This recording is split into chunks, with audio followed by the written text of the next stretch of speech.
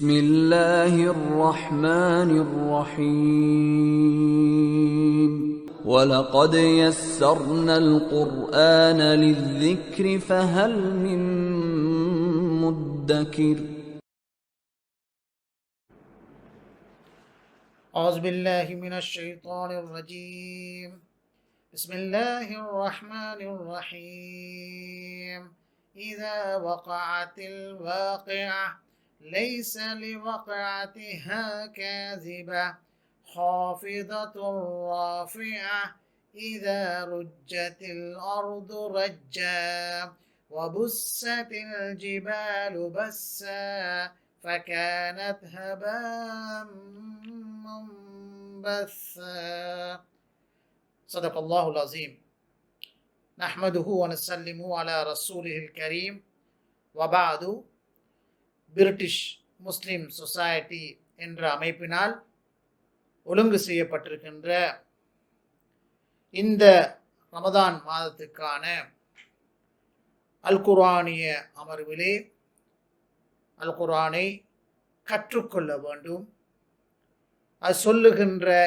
சிந்தனைகளால் தாக்கம் பெற வேண்டும், அது சொல்லுகின்ற வழிகாட்டலின் பிரகாரம் வாழ வேண்டும் என்ற தூய்மையான நோக்கங்களோடு இந்த அமர்விலே கலந்து கொண்டிருக்கின்ற மதிப்புக்குரிய சகோதர சகோதரிகளே, அஸ்ஸலாமு அலைக்கும் வரஹ்மத்துல்லாஹி வபரகாத்துஹு.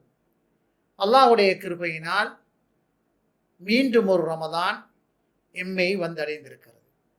இந்த ரமதானுக்கூடாக அல்லாஹு தாலாவை நெருங்குவதை நாங்கள் இலக்காக கொண்டிருக்கிறோம். வணக்க வழிபாடுகளுக்கூடாக, நோன்புக்கூடாக, குர்ஆனுக்கூடாக, இப்படியான நல்ல நற்பணிகளுக்கூடாக, நல்ல செயல்களுக்கூடாக அல்லாஹு தாலாவை நெருங்கும் நோக்கோடு இங்கு நாம் இந்த ரமதானில் ஈடுபட்டிருக்கிறோம். அன்புக்குரிய சகோதரர்களே, அந்த வகையில் ரமதான் அல் குர்ஆனின் மாதம், அல் குர்ஆன் அருளப்பட்ட மாதம். அந்த அல் குர்ஆனோடு நாம் எப்பொழுதும் தொடர்போடு இருக்க வேண்டும், அதனை படிக்க வேண்டும், வாசிக்க வேண்டும், ஓத வேண்டும், அது பற்றி சிந்திக்க வேண்டும், அதன் கருத்துக்களை பகிர்ந்து கொள்ள வேண்டும். இப்படியான பல கடப்பாடுகள் குர்ஆனுக்கு முன்னால் எமக்கு இருக்கின்றன.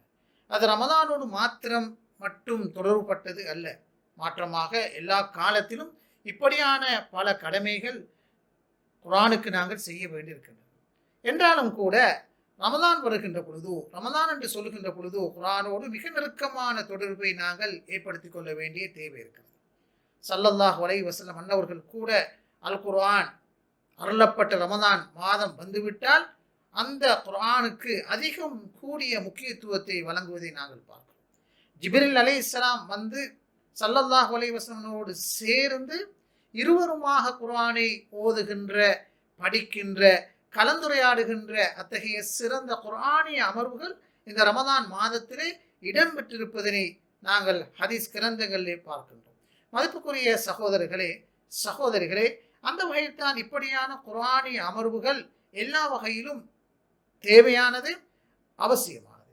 இந்த ரமதானை குர்ஆனுக்கூடாக உயிர்ப்பிக்கின்ற ஒரு கடப்பாடு எம் அனைவருக்கும் இருக்கிறது. அந்த வகையில் இந்த ரமதான் மாதத்தில் சூரத்துல் வாக்கியா எனப்படுகின்ற இதா வகஅத்தில் வாக்கியா என்று ஆரம்பிக்கின்ற 96 ஆயத்துக்களை கொண்ட இந்த சூறாவை நாங்கள் கற்றுக்கொள்ள இருக்கின்றோம். ஆயத்தாயத்தாக, வசனம் வசனமாக நாங்கள் நிதானமாக இந்த சூறாவை மாத்திரம் இந்த ரமதானில் எடுத்து ஒவ்வொரு நாளும் கற்பதற்காக நாங்கள் முயற்சிக்கிறோம். எனவே முழுமையாக இந்த கற்கை நெறியில் ரமதானுடைய இந்த குர்ஆனிய கோர்ஸிலே நாங்கள் முழுமையாக பங்கெடுத்து இந்த முறை சூரத்துல் வாக்கியாவை முழுமையாக புரிந்து கொள்வதற்கு, கற்றுக்கொள்வதற்கு, அந்த சூறாவில் அல்லாஹு தாலா என்ன சொல்லுகிறான், எமக்கு என்ன சொல்ல விரும்புகிறான் என்ன அந்த கருத்துக்களை படித்துக் கொள்வதற்கு நாங்கள் முயற்சிப்போமாக. தொடர்ந்து இந்த அமர்வுகளிலே கலந்து கொள்கின்ற பொழுது நிச்சயமாக நாங்கள் சரியான ஒரு தெளிவை எங்களால் பெற்றுக்கொள்ள முடியும். மதிப்புக்குரிய சகோதர சகோதரிகளே, குர்ஆனிலே இந்த சூரத்துல் வாக்கையா மக்காவிலே அருளப்பட்ட ஒரு சூறாவாக இருக்கிறது. 96 ஆயத்துக்களை கொண்ட ஒரு சூறாவாக இருக்கிறது. அல் வாக்கையா என்று சொன்னால் நேரடியான கருத்து மகத்தான செய்தி அல்லது பெரிய செய்தி. இன்னும் சில தப்சீர் ஆசிரியருடைய கருத்துப்படி தவிர்க்க முடியாத ஒரு நிகழ்வு, மிகப்பெரிய நிகழ்வு, பாரிய நிகழ்வு என்றெல்லாம் இந்த அல் வாக்கையா என்ற சொற்பிரயோகத்தை மொழிபெயர்ப்பார்.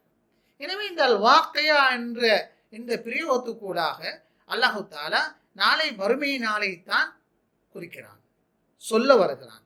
சூரத்துல் வாக்கையா 96 வசனங்களுக்கூடாக மறுமை நாள் பற்றிய அந்த உண்மைகளைத்தான் இங்கே விளங்கப்படுத்துகிறது. எனவே மறுமை என்பதுதான் இந்த சூறாவுடைய மைய கருத்தாக பிரதான பேசு பொருளாக இருக்கிறது.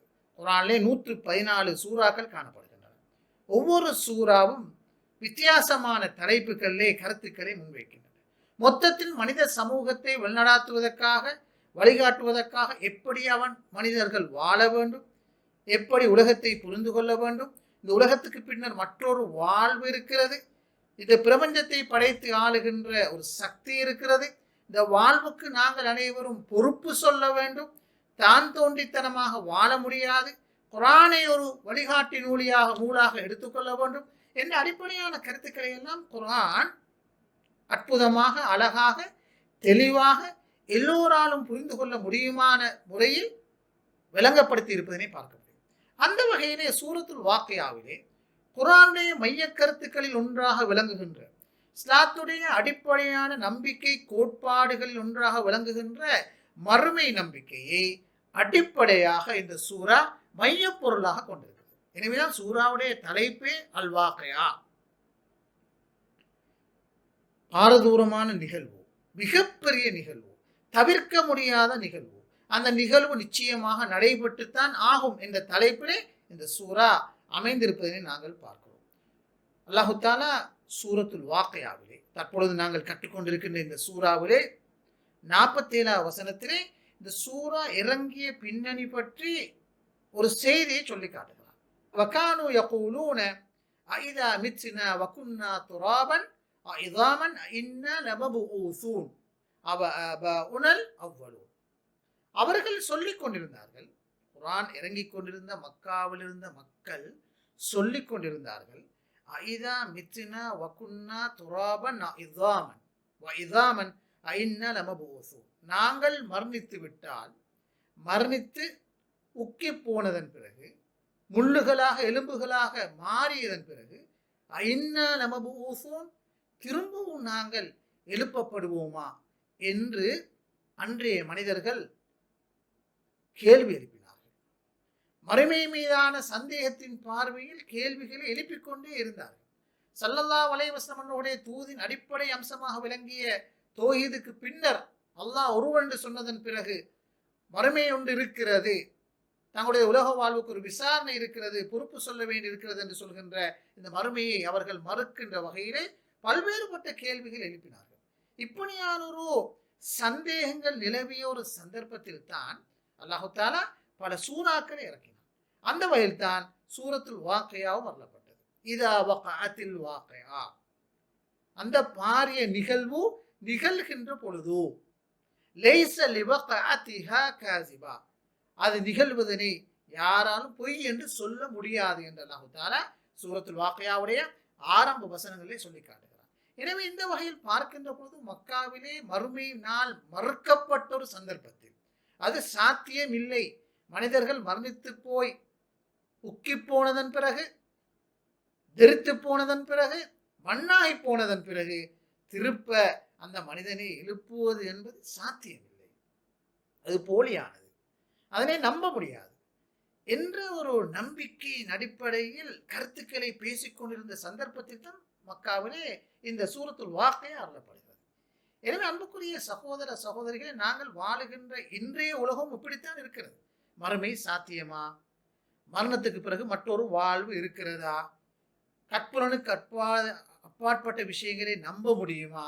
இதெல்லாம் சாத்தியமா என்றெல்லாம் இன்று நவ உலகத்திலே ஏத்திசம், நியூ ஏத்திசம் என்று சொல்லுகின்ற நாத்திகம், நவநாத்திகம் என்கின்ற இறை மறுப்பு கொள்கையும் மறுமை மறுப்பு கொள்கையெல்லாம் இருக்கின்ற இன்றைய சூழ்நிலையிலும் இந்த மறுமை பற்றி, மரணத்துக்கு பின்னரான வாழ்வு பற்றி கேள்விகளை எழுப்புகின்ற ஒரு நிலை இருக்கிறது.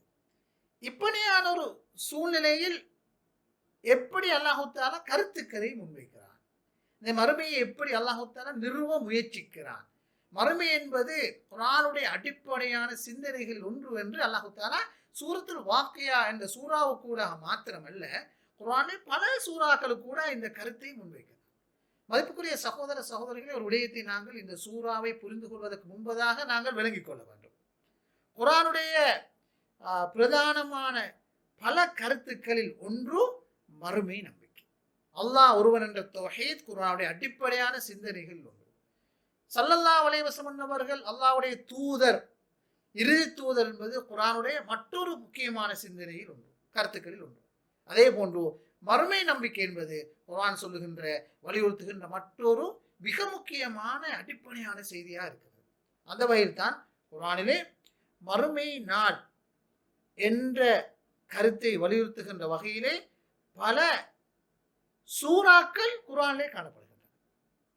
சூரத்துல் கியாமா, சூரத்துல் இன்ஃபிதார், சூரத்துல் இன்ஷிகாக், சூரத்துல் காரியா, சூரத்துல் ஜல்சலா, சூரத்துல் ஆதியாத், நாங்கள் தற்போது படித்துக் கொண்டிருக்கிற சூரத்துல் வாக்கியா, சூரத்துல் நபா, சூரத்துல் தகாபுன் என்று குர்ஆனில் 20க்கும் மேற்பட்ட சூறாக்களில் உடைய பெயர் மறுமை நாளை வலியுறுத்துகின்ற வகையில், மறுமை நாளுடைய ஒரு பண்பை விளங்கப்படுத்துகின்ற வகையிலே தலைப்பிடப்பட்டிருப்பதை நாங்கள் பார்க்கிறோம். அந்த அளவுக்கு மறுமைக்கு குர்ஆனிலே ஒரு முக்கியத்துவம் இருக்கிறது.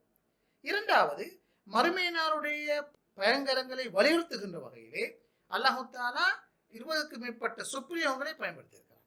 உதாரணமா சாஹா, கடுமையான சத்தம், தாம்மா, பயங்கரமான அழிவு, அல் காஷியா, அனைத்தையும் சூழ்ந்து கொள்கின்ற ஒரு பயங்கரம், அல் காரிஆ, கடுமையான சத்தம், அல் கியாமா, எழுந்து நிற்றல், அல் ஹஷர், அனைவரும் ஒன்று சேருதல், அல் பஸ், திருப்பி எழுப்பப்படுதல் என்று பலவாறான சொற்பிரயோகங்களை அல்லாஹு தஆலா குர்ஆனிலே மறுமையை விளங்கப்படுத்துவதற்காக பயன்படுத்தியிருக்கிறார். எனவே ஒரு பக்கம் பல சூறாக்களுடைய தலைப்பு மறுமையை சுட்டுவதாக அமைந்திருக்கின்றது.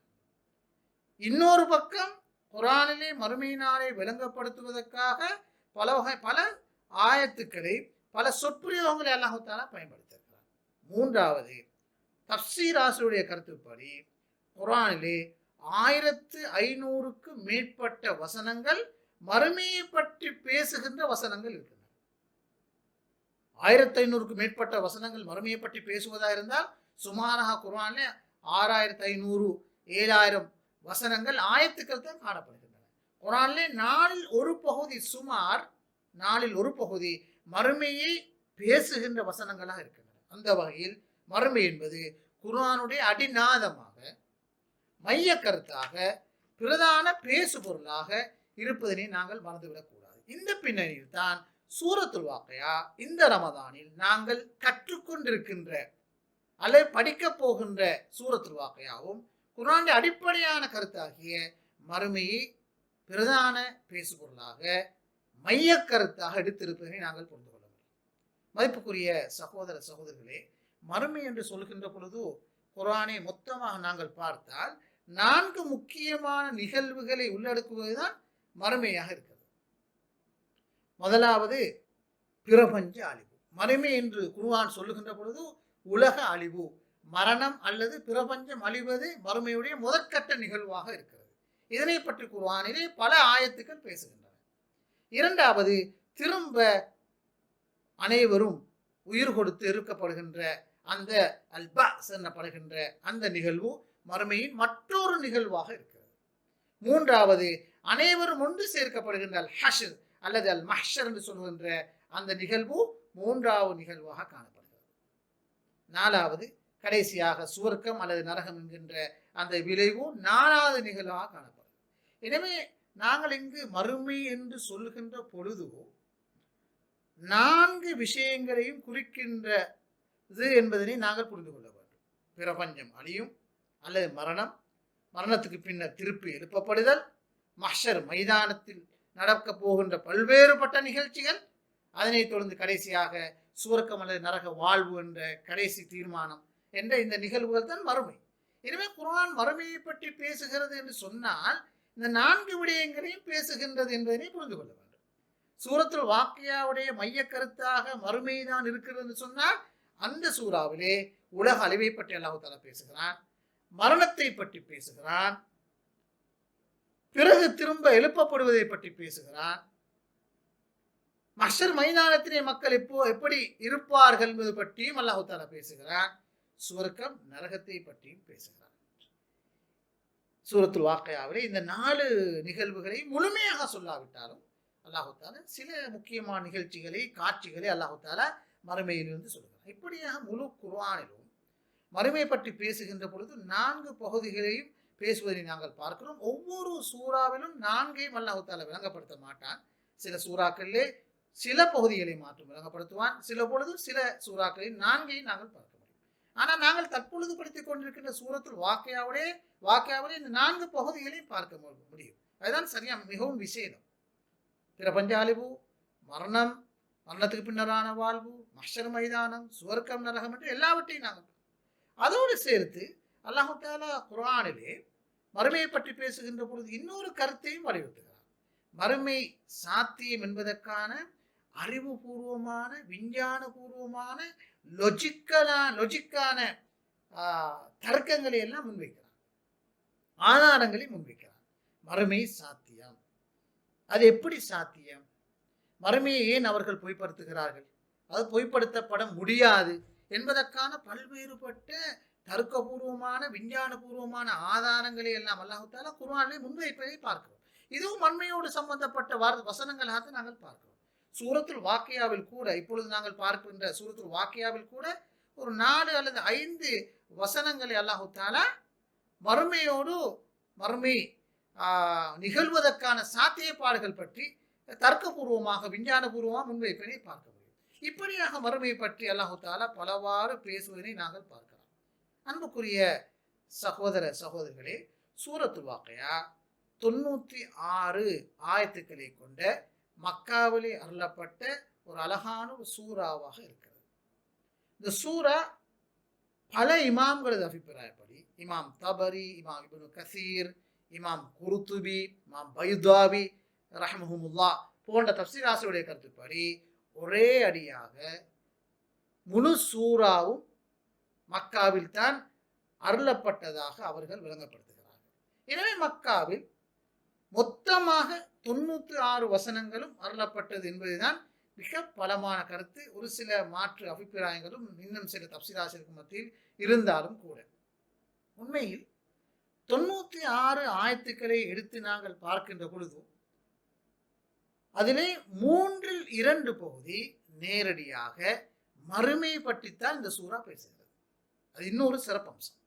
96 வசனங்களிலும் 3/2 பகுதி, சுமாராக ஒரு 65-70 வசனங்களுக்கு மேலா, 70 வசனங்களுக்கு அதிகமான வசனங்களிலே அல்லாஹ் தஆலா மறுமையை பற்றித்தான் பேசுகிறார். 1 முதல் 6 வரைக்குமான வசனங்களிலே சூரத்துல் வாக்கியாவில் பிரபஞ்சம் எப்படி அழியும் என்பது பற்றி அல்லாஹ் தஆலா சொல்கிறார். பிறகு 7வது ஆயத்திலிருந்து 56 வசனம் வரும் வரைக்கும் நாளை மஹ்ஷர் மைதானத்திலே 3 சாரார் உருவாகுவார்கள். அஸ்ஹாபுல் யமீன், அஸ்ஹாபுல் ஷிமால், அஸ்ஸாபிகூன். பின்னால் நாங்கள் இன்ஷா அல்லாஹ் விரிவாக விளங்கப்படுத்துவோம். இப்படியான 3 சாராராக முழு மனித சமூகமும் பிரிந்து செல்வார்கள். அவர்களது நிலை என்ன, அவர்களுக்கு வழங்கப்படுகின்ற சுவர்க்க இன்பங்கள் என்ன, அல்லது தோத்து போன துர்ப்பாக்கியசாலியான அஸ்ஹாபுல் மஷ்அமாவுக்கு வழங்கப்பட இருக்கின்ற நரகத்துடைய நிலை என்ன என்பது பற்றியெல்லாம் விரிவாக அல்லாஹ் தஆலா அங்கே அந்த 56 வசனம் வரும் வரைக்கும் அல்லாஹ் தஆலா பேசுவதை பார்க்கிறோம்.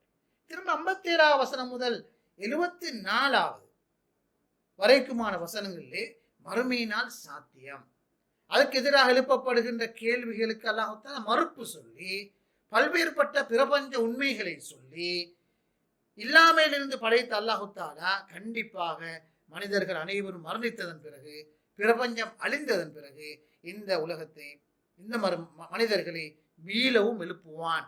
அதற்கு எல்லா வகையிலும் சக்தி பெற்றவனாக வல்லமை கொண்டவனாக அல்லாஹ் இருக்கிறான் என்பதனை 57 வசனம் முதல் 74 வரும் வரைக்குமான வசனத்திலே சொல்லுகிறார். இதுவும் மறுமையோடு தொடர்பான வசனங்களாகத்தான் பார்க்கப்பட வேண்டும். எனவே 1 முதல் 74 வரைக்குமான வசனங்கள் முழுமுக்க மறுமை நாள் பற்றி பேசுவதை பார்க்கும். அதன் பிறகுதான் குர்ஆனை மறுப்பதாகவும் குர்ஆன் சத்தியம் என்பதாகவும் அது ஸல்லல்லாஹு அலைஹி வஸல்லம் அவர்களுக்கு அருளப்பட்டது என்பதாகவும் குர்ஆன் உண்மை என்ற கருத்தை வலியுறுத்துகின்ற வகையிலே அதற்கு பின்னரான சுமார் 10 வசனங்கள் விளங்கப்படுத்துவதை பார்க்க முடியும். கடைசியாக மரணத்தை பற்றியும் மறுமை வாழ்வை பற்றியும் சொல்லி இந்த சூரா முடிவடைகிறது. எனவே சூறாவை ஒட்டுமொத்தமாக நாங்கள் பார்க்கின்ற பொழுது அல் வாக்கியா என்ற தலைப்பில் அமைந்திருக்கின்ற இந்த சூரா பாரிய நிகழ்வு என்ற நேரடியான கருத்தை தருகிறது. 96 வசனங்களை கொண்டிருக்கின்றது. முழுக்க முழுக்க மறுமையை பற்றி பேசுவதை இலக்காக கொண்டிருக்கிறது. கடுமையான வார்த்தை பிரயோகங்களை அது பயன்படுத்தியிருக்கிறது. நாங்கள் இன்ஷா அல்லாஹ் தொடர்ந்து வருகின்ற அமர்வுகளை பார்க்கின்ற பொழுது அதை இன்னும் ஆழமாக புரிந்து கொள்ள முடியும்.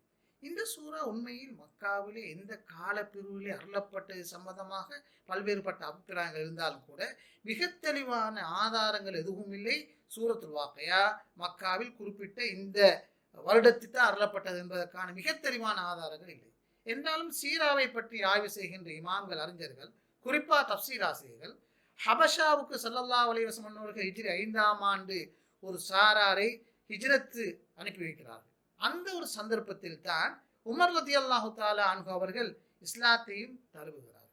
இஸ்லாத்தின் மீதான எதிர்ப்பலைகள் கூடிக்கொண்டிருந்த சந்தர்ப்பத்திலே உமர் ரலியல்லாஹு அன்ஹு அவர்கள் தன்னுடைய சகோதரியின் வீட்டுக்கு வருகின்ற பொழுது அங்கே சூரத்து தாஹாவை அந்த சகோதரி ஓதிக்கொண்டிருக்கின்ற பொழுது குர்ஆனை தொடுவதற்கான சந்தர்ப்பத்தை அவர் அனுமதிக்கவில்லை. அதற்கு காரணம் சொல்லுகின்ற பொழுது சுத்தமில்லாமல் குளிக்காமல் இந்த குர்ஆனை தொட முடியாது என்று அந்த பெண்மணி சொல்கிறார். அதற்கான ஆதாரமாக லா யமஸ்ஸுஹு இல்லல் முதஹ்ஹரூன், சுத்தவாளிகளை அன்றி வேறு யாரும் அந்த குர்ஆனை தொட முடியாது என்ற குர்ஆனிய வசனத்தை, சூரத்துல் வாக்கியாவுடைய வசனத்தை ஆதாரமாக கொண்டு அந்த பெண் உமர் ரலியல்லாஹு அன்ஹு அவர்களுக்கு சொல்கிறார்கள். எனவே இந்த நிகழ்வுகளை அடிப்படையாக கொண்டு நுபுவத் 5ஆம் ஆண்டுகளில் இந்த சூரா அருளப்பட்டிருக்க வேண்டும் என்ற கருத்தை அறிஞர்கள் மிக பெரும்பாலும் கொள்கிறார்கள். எனவே இந்த சூறாவை பற்றி சொல்கின்ற பொழுது இன்னொரு கருத்தை முன்வைக்கிறார்கள். அபூபக்கர் ரலியல்லாஹு தஆலா அவர்கள் ரசூலுல்லாஹி ஸல்லல்லாஹு அலைஹி வஸல்லம் அவர்களை பார்த்து ஒரு சந்தர்ப்பத்திலே, ஏன் நீங்கள் நரைத்து போயிருக்கிறீர்கள் என்று கேட்ட பொழுது, எனது முடியை சூரத்து ஹூத், சூரத்துல் வாக்கியா, சூரத்து நப போன்ற சூறாக்கள் நரைக்க செய்து விட்டன. எனவே சூரத்து நபா, சூரத்துல் வாக்கியா, சூரத்து ஹூத் போன்ற சூறாக்கள் சுமாராக அடுத்தடுத்து இறங்கிய சூறாக்களாக கொள்ள முடியும். நுபுவத்துடைய 5வது 4வது 6வது ஆண்டுகளில் அருளப்பட்ட சூறாக்களாக இருக்க முடியும் என்ற கருத்தை இந்த பின்னணி முன்வைக்கிறார்கள். மதிப்புக்குரிய சகோதர சகோதரி, இந்த வகையில் இந்த சூறாவை நாங்கள் இன்ஷா அல்லாஹ் தொடர்ந்து வருகின்ற அமர்வுகளை நாங்கள் பார்க்க முடியும். இன்று நாம் ஒரு வகையான ஒரு சுருக்கமான அறிமுகத்தை தான் நாங்கள் நோக்கினோம். அடுத்த அமர்விலிருந்து ஒவ்வொரு வசனமாக நாங்கள் கற்றுக்கொள்வதற்கு முயற்சிப்போம். அந்த வகையில் இந்த ரமதானை சிறப்பாக பயன்படுத்திக் கொள்வதற்கும், குறிப்பாக நாங்கள் எடுத்திருக்கின்ற சூரத்துல் வாக்கியாவை மிகச் சரியாக புரிந்து கொள்வதற்கும் நாம் அனைவரும் முயற்சிப்போமாக. எல்லாம் வல்ல அல்லாஹு தஆலா அதற்கு அருள் செய்வானாக. வாஹிர் தாவானா அனில் ஹம்துலில்லாஹி ரப்பில் ஆலமீன். வஸ்ஸலாமு அலைக்கும் வரஹ்மத்துல்லாஹி வபரகாத்துஹு.